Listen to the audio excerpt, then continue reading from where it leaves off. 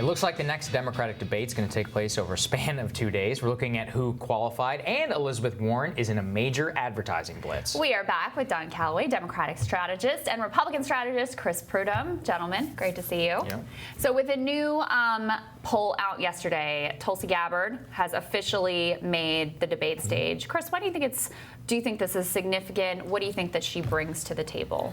Look, I think it's always the more the merrier, so to speak, but I do think it's time to really focus on the substance. And I think the last debate had a chance to do some of that, so to speak, with all being on one stage. I really do think that having two different nights I think it's a hindrance, so to speak. And I think having everybody on stage together is the prime time. You can ask any question you want, and they can kind of argue back, a debate, so to speak, back and forth together. I mean, Tulsi was so sorely missed in that last debate, totally especially agree. during that foreign policy section. I mean, I wanted to see her. Absolutely. During that foreign policy section, she was the most needed voice. I mean, her sparring with Tim Ryan. What so many people don't understand in this city is that the American people agree with her. They want the wars to end. And she has consistently been a force on that stage, making everybody up there account for their past foreign policy views. Don, I mean, you're laughing at this. Why are you so dismissive of Tulsi Gabbard? I'm not. I don't mean to be dismissive of Tulsi Gabbard. I think it's great that she makes it because ultimately it shows that the Democratic Party is still dramatically undecided. And even with Warren surging, even with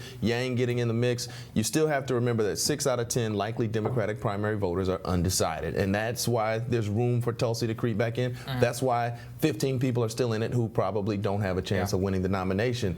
I love the idea that Tulsi has made the debate. Perhaps her voice was missed, but you have this realistic reckoning that we have to have is even if she does make the debate stage, will she get enough time, speaking time, mic time, without having to elbow her way into she the only needs 30 seconds to make Kamala Harris look like a fool again. Right. I mean, and that's really what I want to see. I mean, what I'm most excited for her to be there is to see who she's going to take out next. I mean, Kamala, we were talking about this last time. She's at 3% now. Tulsi Gabbard never her. recovered. I mean, I made the case yesterday on Twitter, actually, where all important cases are made.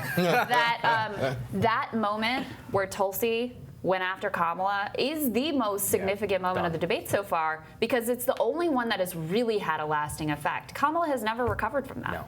And it really only takes one moment to make something else happen, so you never know. This might be her time. This might be the moment that she kind of surfaces out. Well, and here's the other thing is, we have had so little focus on foreign policy in any of these debates, so little, when that's the area that if you're commander-in-chief, you have the most power and control over. She brings that voice to the table, and whether you agree with her or not, she is very clear on where she stands, and she forces people to have to state their positions and account for their views. And she has credibility. She wore the uniform overseas in a way that a combat medic in a way that I won't even call names, but these other candidates did not, and that brings some serious modicum of credibility to any type of foreign policy discussion. And that's, I mean, that's the real thing that we need to see up there. She had such a powerful closing statement, I think it was in the first debate, about nuclear weapons and about what it would be like and for an incoming strike. I mean, that is something that's true. I mean, the red button, that is ultimately what the most fundamental responsibility of a president is, and I'm really glad that she's going to be up there in the next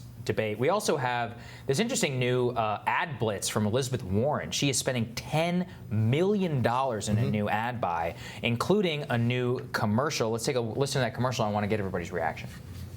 Right now, the wealthy and the well-connected have rigged the system for themselves. Americans need a leader who's not afraid to fight back. I'm Elizabeth Warren.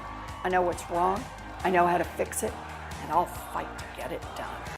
Interesting, Don, because the centerpiece of these Warren ads, there's 3 different ads. All of it is about political corruption. If you look at Bernie Sanders' ads, it's actually all about health care. So why do you think that she's doubling down on political corruption as her main strategy? It resonates because at the end of the day, everybody wants to have affordable health care coverage. Everybody wants to have safe schools. Everybody wants to have reasonable gun control. But who can we trust to get it done? And if you are positioning yourself as an anti-corruption individual, someone who cannot be bought off by big corporations or lobbyists like myself, then we can trust you in a universe in which I'm going to vote Democratic anyway, right? So if I'm going to vote for the person who is not President Trump on the ballot, I need to go with someone who I believe has integrity to begin to carry out a somewhat democratic agenda. Can I also say it's a good contrast with Trump?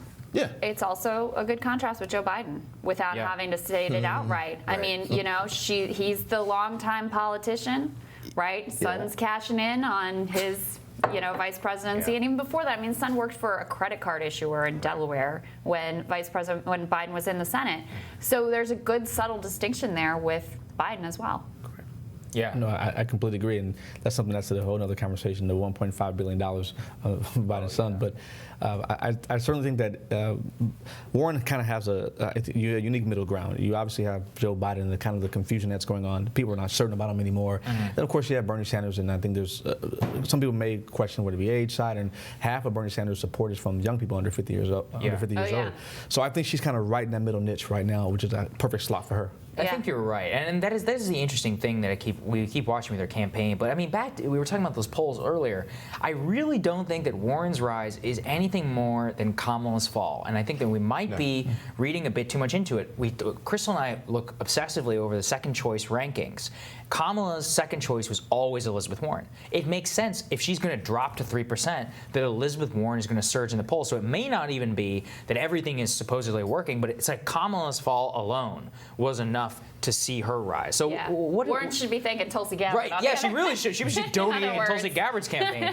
I mean, how is it, I guess, Don, that we should evaluate the rise in that respect? Because it may be that she just keeps doing what she's doing. There's been a but real, because of Kamala's fall, there's been a real white liberal affluent coalescing around Warren, and as Kamala has fallen, that has opened up more sort of affluent white liberals to go into. My neighbors love Elizabeth Warren. It has, but also I think Joe Biden has been exposed over the course of the last 90 days as not really a progressive, right? At least not a progressive in the sense of where we want the party to be going forward. So a lot of those people, Bernie doesn't appeal to them for whatever reason. Maybe he doesn't have the aesthetic or whatever.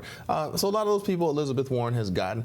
I frankly don't think that all of Kamala's support has gone. Look at, again, 60% undecided. And I do get that Elizabeth Warren is a solid number 2 across the board, but she's putting forth real life solutions. People have serious student loan debt. We want to hear about how somebody's going to deal with that, and she's articulated a plan. People want affordable health care coverage. She's articulated a plan for that. So I think, listen, intelligence matters. We are dealing with the era of the death of expertise and the death of substance, and she is talking smart people stuff every day, but and it matters. We fall in love with these smart people and then they lose. I'm do. serious though. I mean, we love the freaking white paper. We love that they consulted the experts and they got them all in a room, and it's so brilliant. You and I love the white paper. Lose. You and I love the white paper, but as a person watching Dancing with the Stars, love the white paper. That's what I'm saying. That's the whole point. That's what I'm saying. But they're looking at it and they say, okay, you know what? She seems smart. She seems smart. At least she's prepared. See, I don't know.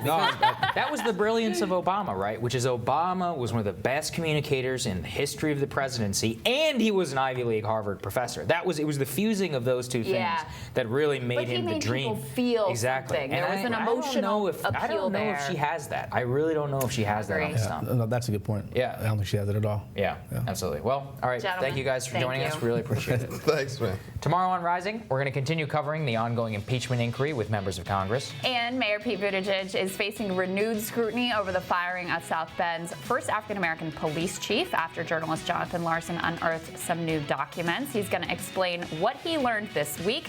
As always, follow us on our social channels. Send us your Rising Cues using #RisingCues and subscribe to our YouTube channel. Also get the notifications, all that stuff. Have a great day. We'll see you tomorrow. See you tomorrow.